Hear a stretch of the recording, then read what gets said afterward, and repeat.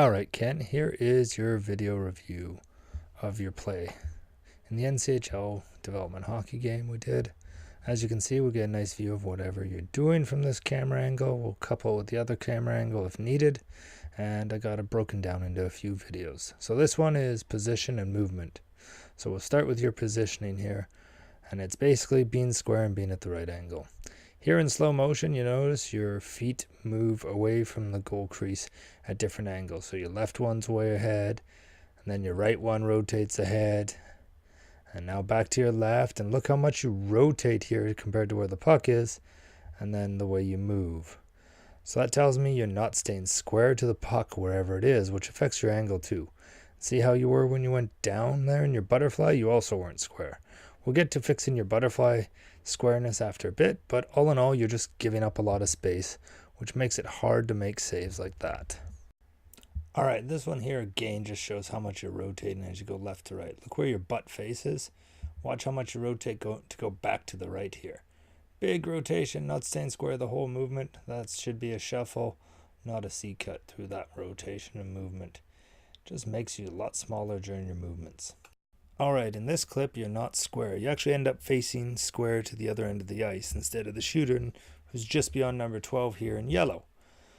So as you line up, you're not square to the puck, so your angle ends up off. You can tell you're looking to the right with the blue line. The red line will show where your body should line up, and the yellow will show where he is looking and where he ends up shooting because he sees net. Because you're so far out and not on the right angle, even if you were square, you gave him space to shoot at, so you have a lot to move. Your feet, your head, your gloves, your chest, all should point at the shooter and the equal area of the crease. So it points outward from the center of the net. Okay, in this clip, you end up square to the puck, but you're not square from the center of your net outwards. See how far your left foot is ahead? Look at where you're facing. Look at where your feet are on that crease. You have to move over to try and make a save. As you move, you open up. It goes right through you. If you were square and proper angle, it would just hit you. So here's another clip where you actually did it right as the guy breaks down the right wing on you.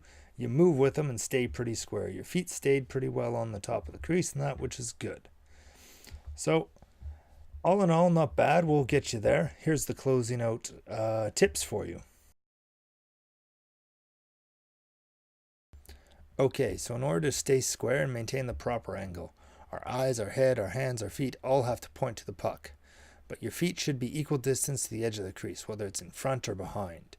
As long as you're doing that, that should have you pointing from the center of the net outwards.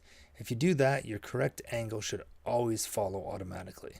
This allows us to present to the puck as much of a blocking surface as possible within the cone of which that shot is most likely to take, allowing us the highest percentage of making a save by putting the most of our body as possible in the path of that puck. Never even crossed my mind to be